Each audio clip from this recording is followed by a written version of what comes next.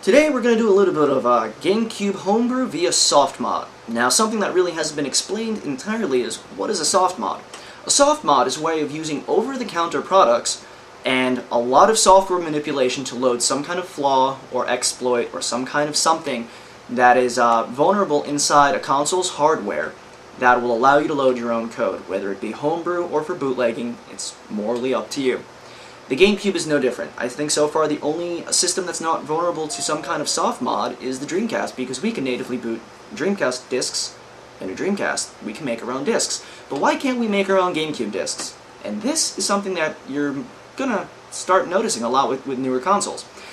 Now, the way the GameCube works is, it uses standard DVDs, yes. It's literally an 8cm standard DVD. There's nothing special about it, it's just a fucking DVD. The same DVDs you put in your Sony Handycam or whatever mini DVD, camcorder you may have that burns directly to disc, you can put directly into a GameCube. Great. GameCubes can also read standard DVDs. The problem is the case is too small and you can't get a full-size disc in, but next episode I'll show you the hard mod where you can get them to fit. However, this is where the similarities with standard DVDs, the GameCube, will end. Now, how does GameCube or Nintendo prevent you from copying GameCube games? And this is where the data layout of the disc is completely complicated. Now I'm going to try to rough it up for you, I'll try to slim it down, but how it works is, instead of the data being written from the inside of the track outward, like most discs, it's actually written from the outside of the track in. There you go. Now, another thing is, within this data, now the disc has to be exactly 1.47, I believe 1.47 gigs in total size. It cannot be any more, it cannot be any less. The reason being is the data that's on the disc is in something called a data frame. It's how the data is laid out on the disc. I'll put some show notes up, and I'll try to put some links so we can explain a little bit more about the data frames and such. But anyway, as the data is laid out, doesn't matter how big or how small the game. It could be 50 megs or it could be 1.4 gigs. The bottom line is there's scrambled data that fills up the entire disc, and this scrambled data goes through a form of XOR cipher stream. Now, XOR is a form of Boolean algebra or computer algebra. And this XOR table has a seed that's generated within the disk structure somewhere that we have not been able to figure out yet. We don't know how to decrypt it yet. But within the disk itself is the seed key on how to decode the XOR table. So when you put the disk in, the GameCube will look at specific spots on the disk to check both the size of the disk and two or three different spots on the disk at specific addresses for the XOR cipher stream. And each disk is completely different. Now, if you take a GameCube disk and you look at it at a certain angle, you'll notice a barcode around the side. And I do believe this is called the burst grid area, or the BGA area. And the GameCube knows how to read that barcode, and that barcode actually tells the cube, okay, this is where you need to look for the actual XOR cipher stream decode data. And that's something a standard PC can't read. So first off, a PC cannot read the data backwards. It can't read the BGA area properly. And even if it could not decipher the ciphertext coming off the XOR stream. So the computer just sees it as garbage data, makes it think that the disk is just scratched to hell.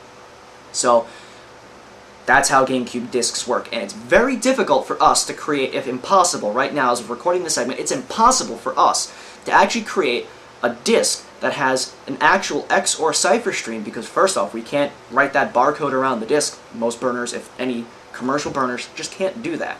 And we can't get the XOR data on there properly. So how do we authenticate the session? Now, there's two ways of doing this, through a soft mod and a hard mod. Next episode, I'll show you the hard mod method.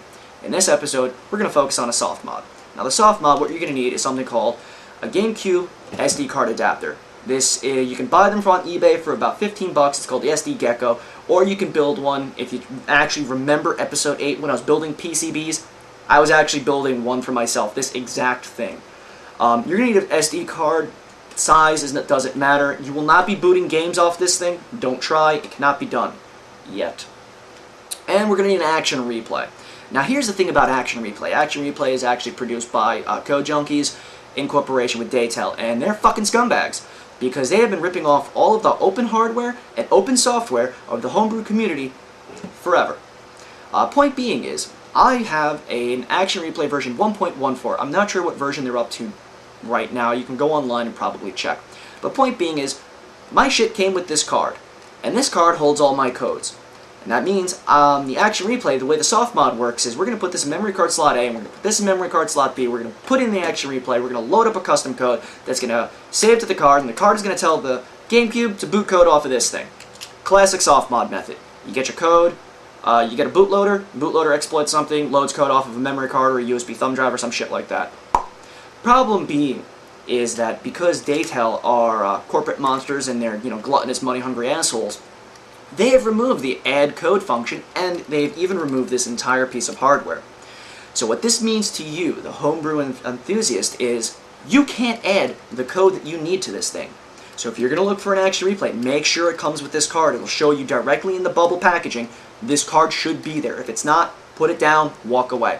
But the reason they did this was so they can make their own version of their own soft mod. That's right. Daytel took the open source software of SD Load, which you'll see later, and they took the open information on the SD Gecko, and they have marketed to create their own piece of shit, doesn't work for crap, proprietary, bloated chunk of shit. Yay, Daytel. Good job at being scumbags, you fucking assholes. But, either way, if you can get your hands on this, you can get them off eBay pretty cheap. You might even have them laying around the house. It doesn't take much to create a PCB for the SD card. And to tell you the truth, what I do is I pop my SD card on. You can just trace these tracks and then use this shell. Just go and take a file and just etch away this over here, so you can go and make your own adapter. It's not very difficult, really. If you've paid attention to episode 8 and some of the electronics projects that we've been doing, you can easily go and get an SD card here to fit in here. Just a matter of just swapping out boards and doing a little bit of filing. But anyway, enough of bitching and moaning. Let's get to the actual GameCube side so I can show you how this soft mod shit works. Okay, now of course we're going to need an SD card, and the SD card's going to need a little bit of work before we can get it going. The first thing you need to do is make sure you've formatted it with the FAT file system. Okay? The second thing you're going to want to do is you have to go and make sure you copy over a couple of dull files, otherwise you have no homebrew. And I've got some dull files laying around, I've got some loaders and whatnot. You're going to have to copy over a program called sdloader.bin. Do not rename this file, keep it all caps. Now, once you actually copied over your homebrew and once you copied over sdloader.bin, you'll notice that we have sdpatch.exe. Open up a command window, and you're going to want to type in sdpatch.exe and then type in the card letter, which in my case would be F:. Now once you hit enter, it's going to say the SD card has been patched successfully, and the file system on it should remain completely functional as before. And you may now proceed to the next step of the Action Replay SD card bootloader installation process. What this has done is it has actually put on the master boot record to actually boot native code off homebrew code for the cube off the SD card across GPIO pins. So what we're going to do is we're going to go ahead and select this SD card inside the SD Gecko memory card adapter, and we're going to go to the Action Replay side, and we're going to go and load up SD load and some of this bitchin' homebrew. Here we have a standard GameCube booting up. We've got Action Replay version 1.14. We got the SD card in memory slot A and the Action Replay hardware in slot B. You can determine what version of Action Replay you have by looking at the center ring on the disc itself. You look at it, reflecting off of a bright light, and there'll be a hologram that tells you exactly what version you have. So, go to your Action Replay codes, choose your region, and create a new code called SD load. You're going to have to put in a 3-line master code, and anywhere from a 29 to a 30-something line actual code itself. It's a very long process. Now there are 2 codes that you have to use depending on what version Action Replay you have. Now, this is a long, tedious process. I would suggest grab a beer, take your time, and do it right the first time. Check, double check, and triple check your work, because one mistake will create lots of problems for you. So once you have everything up and running and you got that code saved to your hardware, hit your start button, and your GameCube is going to order you to open the lid, and you will obey. Put in an original game, any original game. The actual action replay itself will do just fine. Close the lid, and it's going to execute the code, which is going to tell the GameCube to load sdload.bin off the SD card in slot A. And lo and behold, like magic, there's SD load. There's all your GameCube DAW files executable straight from your SD card. Now, at any time, you can pull this SD card out and put new files on it, put it back in, and it will refresh. Now, I'm not going to go ahead and explain all the homebrew I have on here, because that's what the fun of all this is. Going ahead and find out what works, what doesn't, what sucks, what rocks, and what floats your boat and what sinks your battleship. The one thing I do want to show you, which definitely floats my boat and sinks my battleship, is GCOS version 1.5, GameCube OS. This is a disk loader. It has a whole bunch of fun tools in there. I'm not going to get into the discrepancies of every little function of it, but it tells you what BIOS you're running, what revision, what drive model you have, the status, and what kind of drive firmware patches you might be running. You can boot an original game, you can boot a backed up game, you can also boot your own games, or your own homebrew games and your own homemade disks with an assload of DAW files on them. In the tools section, you can back up your original games to an ISO. If you have a broadband adapter, what it will do is you put your disk in, it'll point you to an HTTP server that it will run on the GameCube and tell you exactly where to go to point your file browser. Use Internet Explorer over Firefox. Internet Explorer has less issues. Don't know why. They're working on it. But either way, you can back up your original games. You can boot your real IPL or your original BIOS. You can go to a Disk Explorer, which will allow you to put raw files straight onto a disk and boot those files from disk. So if you don't have to keep going to the SD card every single time you want to boot something new, you can go ahead and put 1.4 gigs worth of files straight onto that 8 centimeter disk. Or if you have a modded case, you can go up to 3 gigs on a standard 4.5 gig disk. Now, you can also set up a server on your network side and browse files across your network, so you won't even have to burn disks or put shit on your SD card. You can just go ahead and do it over LAN. Now, there are other loaders and there are other ways of getting code to run on your cube, but remember that piracy sucks, because the XOR stream data is really hard to pull off disks, and the original games that were dumped weren't dumped properly, and you'll have a bitch of a time getting them to boot. So if you're going to go and be some hardcore piracy kitty, the bottom line is, if you're going to do bootlegging, pirate the games yourself. They'll be a little bit more reliable than relying on someone else to dump them for you. Not that I speak from experience or anything. You may or may not know what this is. If you remember episode 8 of BSoD, Fox and his 2 gay daddies showed us how to make an Xbox to USB cable. Normally you use this to plug your Xbox controller into the computer to play games with the Xbox controller. But today we're going to show you how to use your Xbox DVD remote to control Windows Media Player on the computer, or any other media player you choose to use. Basically, you get one of these Xbox DVD remotes. They're off eBay for like $7-8 or so. A hell of a lot cheaper than a remote control you'd buy specifically made for the computer. Take the infrared receiver and plug it into your Xbox to USB cable. Easy enough. Now go over to the computer, and we're going to need to install some software. You're going to need to download a piece of software called Xbox CDRC. Once you have the program downloaded, double click it and go through the normal install process that you would deal with installing any software. Once it's done, go and start up the software.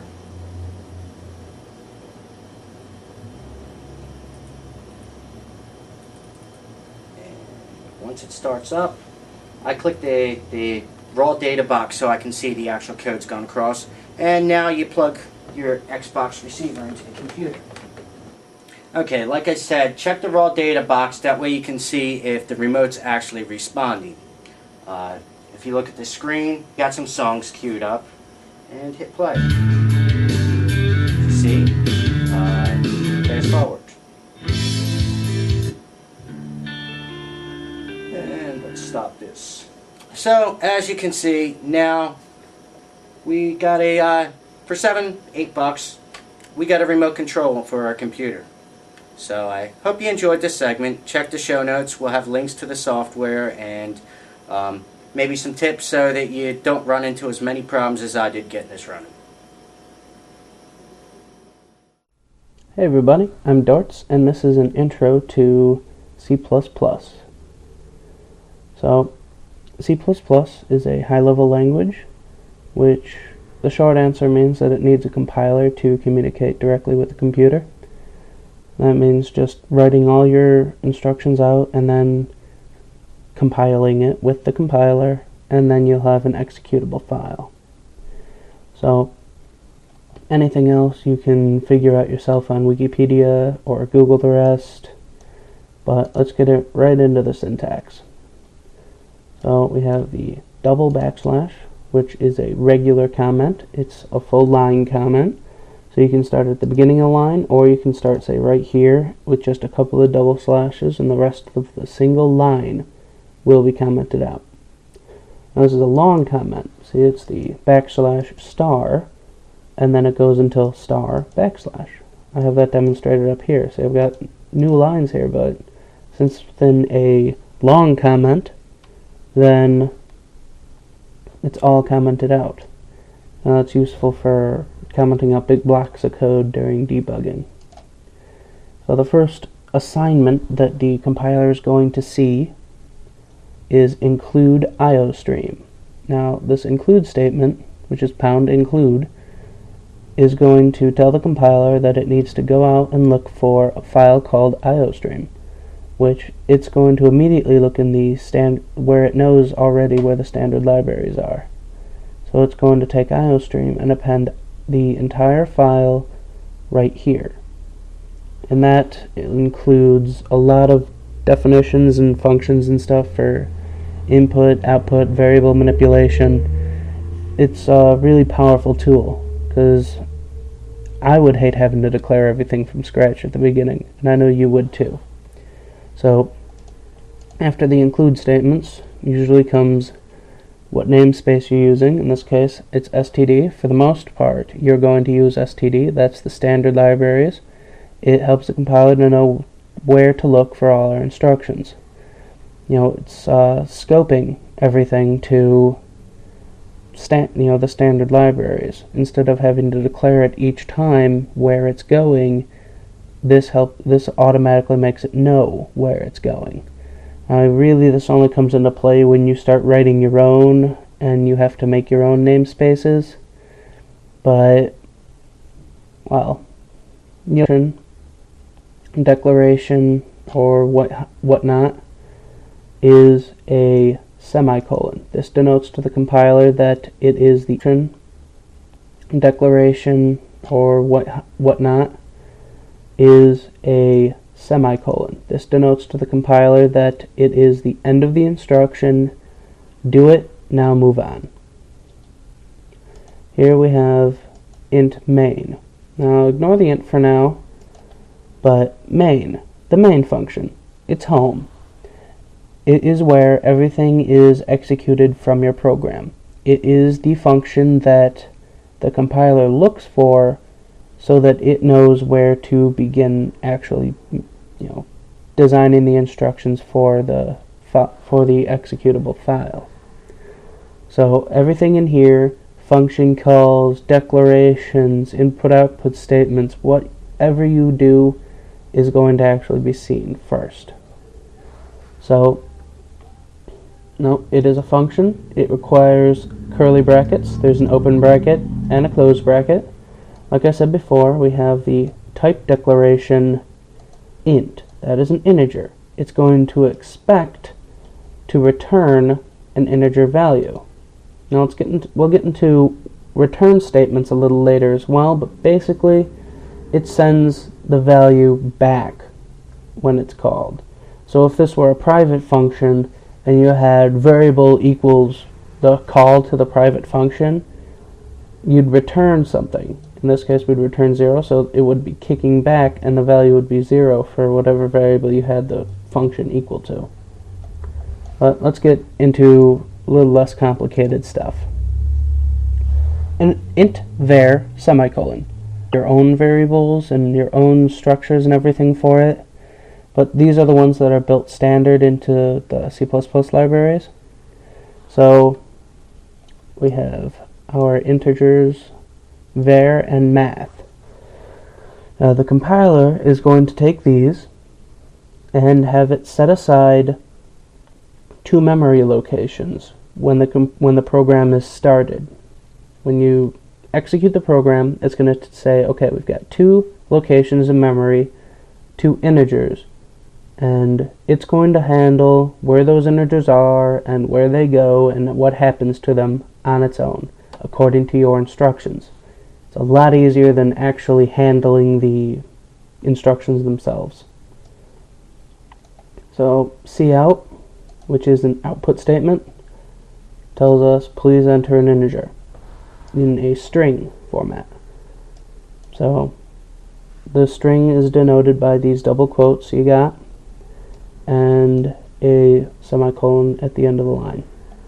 And what this is going to do is take the cout statement, it's going to compute all the things on the other side of these redirectors, which in this case is just a string, and output it to the screen. Then it's going to move on to the cin, which is an input, note the opposite direction of the redirectors, and we have denoted var, which is an integer, so it's going to expect a keyboard input of integer from the user. And it's going to take that value and store it in the memory location that is associated with var. So, and then I have another cout statement. Note, I can have more than one output on a single cout statement as long as I separate them by redirectors. So I have a string variable var, which is now whatever value the user set for it, and an endline call, which carriage returns all this stuff, goes back to a new line.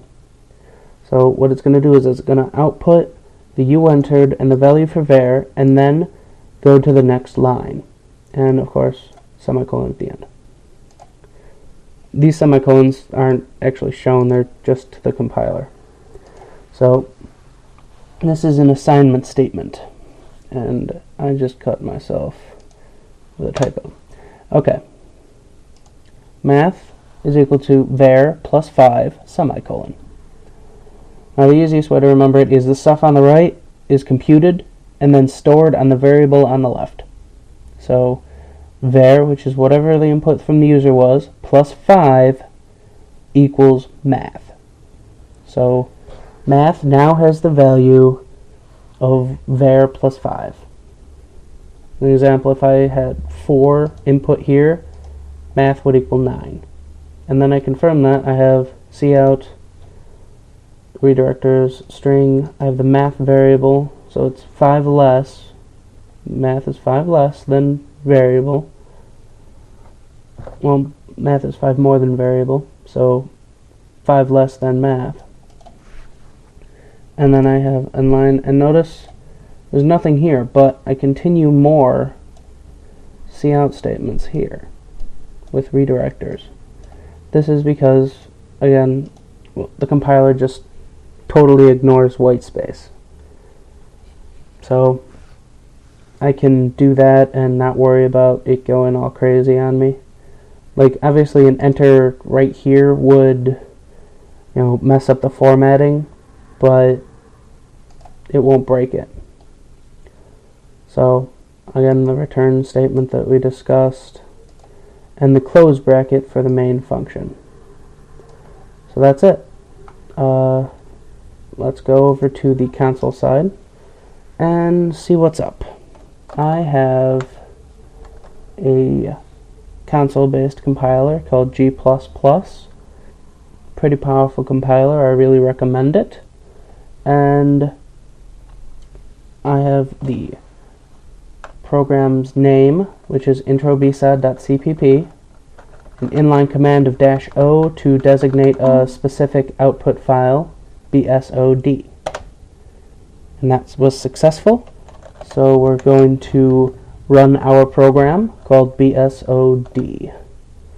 And we'll enter the integer 5, and there you go. As the program first started by outputting please enter an integer, and then waited for input from me, which I put in 5 and hit enter. So it spat out you entered 5, and then did its math, and then spat out which is less than 10. And the statement I can do math. So that's C++ then. If you have any questions, hit me up on IRC, and I'll be making show notes available, and also put the program that I wrote up there, along with some sample output. So, later everybody. In this segment, I'm going to show how to make a modified 2.4 gigahertz video receiver. I've already showcased the not-so-original, although interesting idea of creating a portable video scanner. This is mine. This is a 2.4 gigahertz video receiver that has auto scan features, a whole bunch of other crap. I like it. Modified with a panel mount end connector coupled into a 15 decibel gain helical antenna using a Game Boy Advance as a primary screen, a 9.6 nickel metal hydroxide 1.6 amp or 9.6 volts at 1.6 or 1.8 amp. Either way, this is my setup. Yours may differ, but what do you need to know to actually modify a video receiver? Well, first off, you have to understand that it runs off the 2.4 gigahertz frequency, and that is what we call a microwave frequency. Frequencies have names: UHF, VHF, super high frequency, blah blah blah blah. This is microwave. So that means you need to have coaxial cable, the type of cable to carry that frequency to your device that's rated for microwave. Now, this is RG6 coax. This is commonly used in satellite and cable TV installations. You see this? This is 75 ohm coax. This is completely wrong. Do not use RG6 or RG8 or RG58. You have to use microwave class cable. No, niet, nein, no, stop, forget, no RG8. Okay? No RG6. Don't use it. For the love of God. No. Whoa, did I mention? No! You can't use it. What can you use? This is LMR 400. I have to personally thank both Dave and Andre Croy. Dave helped me out by obtaining the appropriate radio connectors, and Andre Croy helped me out getting the cable. LMR 400. LMR stands for Land Mobile Radio. This is microwave cable. This is designed for in excess of 6 gigahertz. We're operating at 2.4, so this is good. The problem is, it's stiff, it's bulky. How in the hell are you going to attach this bulky cable to something that has such a small little piece of coax coming out of it? Well, that is where lower diameter LMR 195. LMR 195 is thinner. Now you might be saying, okay, what's the big deal? Why should I care about what coax do I use? Okay, coax is like a pipeline for water, okay? It's going to carry your signal, and if your pipeline has holes in it, if your hose has holes in it anywhere, that water is going to leak out. So if you use RG6, RG8, RG58, RG58U, any of the other lower frequency cables, your signal is going to leak out of the side of it, and you're going to get signal loss. Significant amount of signal loss, and your signal is measured in decibels or dBs. Now, having a thicker coax means you'll have less loss. The problem is it's bulky and it's unwieldy. It's very difficult to go and run short lengths of this because it's so unwieldy. But the thicker stuff is good for really, really long runs. The thinner stuff is good for shorter runs. All of my handheld devices that I'll be showing you how to mod and create in this series will be either using LMR 400, LMR 195, LMR 100, or LMR 200 coax cable. Primarily LMR 195 and LMR 400. They are the two easiest forms of microwave coax that you can get your hands on. I'll try to put some show notes up on where to get it. We'll get into that later. I think I've explained enough about coax. So, you got your hands on some coax, how the hell you're going to go and connect it to your device.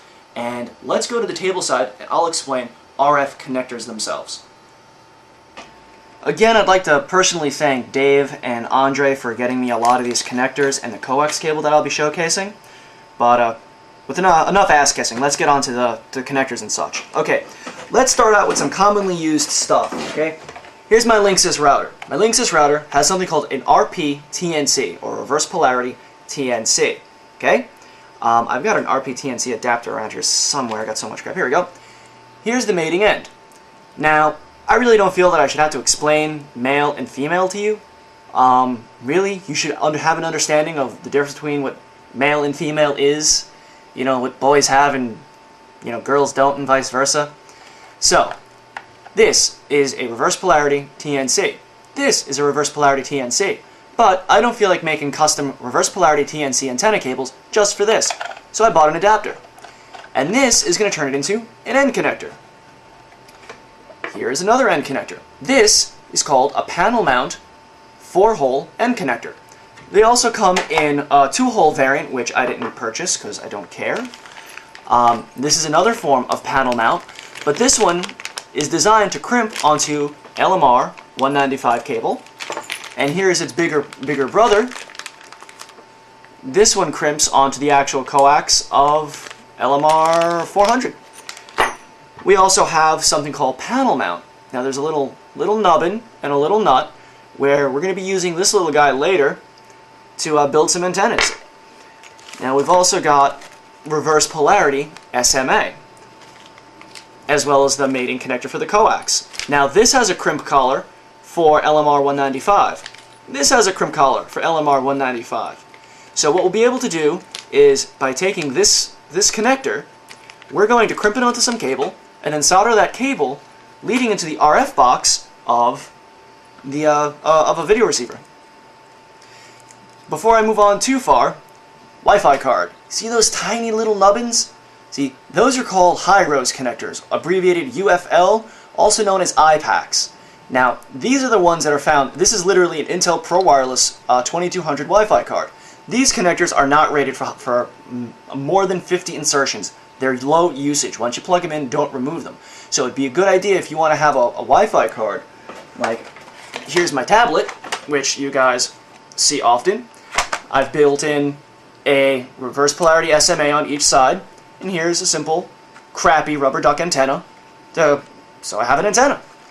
And here's the adapter that goes from reverse polarity SMA to N, so I can use big beefy LMR 400 on little itty bitty, crappy reverse polarity SMAs. Okay, I've tried to explain as much as I can off the top of my head. I'll put a lot in the show notes, I'll put a lot of pictures up, but let's get on to the mod process, shall we? Here we have typical soldering stuff. We've got 35-watt iron, solder, desoldering braid, basic tools, cutters, needle nose pliers, angled needle nose pliers. Got a couple pair of tweezers, got a couple of screwdrivers, got some kind of, box cutter, razor blade, whatever. Go slit your wrist, go ahead and die, I don't care. We got our 2.4 gigahertz security camera receivers, and we have some LMR 195 coax. That's going to be the prime coax of choice for a lot of the segments. And here is a female panel mount end connector, and here's a crimp-on female reverse polarity SMA for LMR 195. When you get your coax, make sure that you get the proper connector for crimping on. I'm not going to get into the process of using the crimpers. There's plenty of information on the internet. I also did a segment on Amateur Logic, I do believe episode 12, on making your own homemade crimpers, so you don't have to go out and break the bank. But anyway, what I'm going to do is I'm going to crimp on. Well, first I'm going to solder a length of this inside the RF box of this receiver. Have a short length of cable leading into this female connector. This female connector will then be put inside of, the entire thing will be put in some kind of case once the design is finished, and that is that. Now you have to remember that radio acts like water in a very weak sense, that if there are any holes or any gaps anywhere whatsoever, if you have a break in the shield of your coax, signal will leak out of there. Now, with all of that said, let me explain the RF box. Now, this is a 2.4 gigahertz video receiver made by X10. It had a panel antenna over here, but it broke. I think this coax is LMR 100. I can't be sure. And because I'm not sure, I can't order the proper crimp-on connector. Once you crimp a connector, there's no uncrimping it. That's the end of the story. Now, yes, you can use this coax right here and solder your center conductor right in like so, but how are you going to get that shield to make sure that it shields the outer signal? You'd have to kind of bend and flex and solder the coax. Here, let me see if I can get a better connector. You'd have to solder it like that, which is explicitly what I've done in my other scanner. But this isn't the appropriate way of doing things. It's not a good idea. The best way of doing this is either running the coax directly into your antenna, like they did here. This just solders directly into the antenna, or replace the coax with a known, better form of coax with the appropriate radio connector. So this is one of my earlier model scanners that I did all my experimenting on. That's why all the crap is hanging off of it and it looks like crap. But anyway, they had these solder points that had these little wires that hold the shield on. So using your soldering iron, desolder that off. And here's the inside of the box. Inside of this box, if you notice, let me see if I can get a good shot, you can actually see the center conductor and the shield. Now this entire box is a radio shield. Metal reflects and contains radio waves. So when I put this top panel on, this isolates everything inside. It's shielding because this circuitry is very susceptible to interference. So what I'm going to do is I'm going to carefully desolder the center conductor, desolder the surrounding shield, and take this off.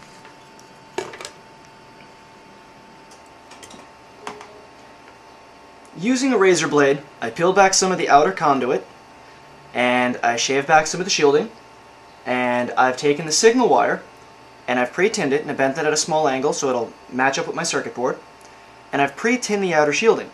Now, the hole in the side of this box was too small, so while I was off camera preparing this, I had to use my drill to make the hole a little bit wider. So, see how that fits directly on that nice snug little signal wire? And because it's pre-tinned, all I've got to do is take my iron, tack it on, there you go, there's the signal. Then you go and take some solder, everyday solder, and because it's the coax is pre-tinned, that'll stick nicely. And there's your shield. That's it. Now you've just modded that with an however long length of LMR 195 cable, which you can either directly solder into an antenna or terminate with a connector, which is what I'm going to do. Now it's just a matter of putting the RF box back on. Me, personally, I found that leaving the RF box top plate not soldered down has absolutely no effect on the performance of the scanner. So you can just push that down, and yeah, I'm lazy. I don't want to put it on all the way. Just whatever. There we go. It's on. Shut up. Go away. I'll give you a quick rundown on how to crimp stuff. The first thing you have to do is put on this little tubey thing. This is called the crimp collar. Second thing you have to do is you have to peel back this outer insulation to the length of your connector. Then you have to fold back all of your shield. This right here is called your dielectric. It's covered in some aluminum foil. So when you cut this, so you can put on the center conductor pin, like so.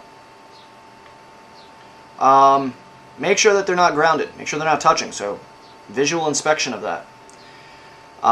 What I like to do is I like to cut this back and then try to make sure that the center pin fits. Then I pre-tin this with a little bit of solder, and then just like so,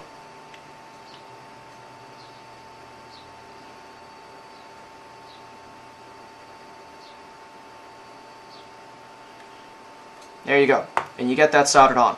Now make sure you don't have any solder spikes around that. You might have to go and take a file or some desoldering braid to clean that up.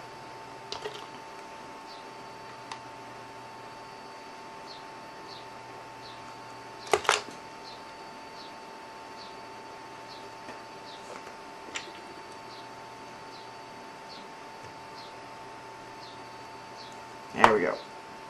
Good as I care to get it. Okay? So we got the crimping collar on, we pulled the shielding back, we exposed some of the dielectric, and we trimmed back some of it so we can crimp or solder on our center conductor. Then we take our jack and we cram it on, make sure it's in there nice and good. We fold our shielding back up and over, like so. We take our crimping collar, put it around like so.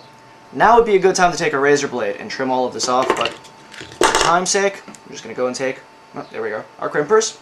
We're going to put this in the proper slot, and we are going to give it a squeeze.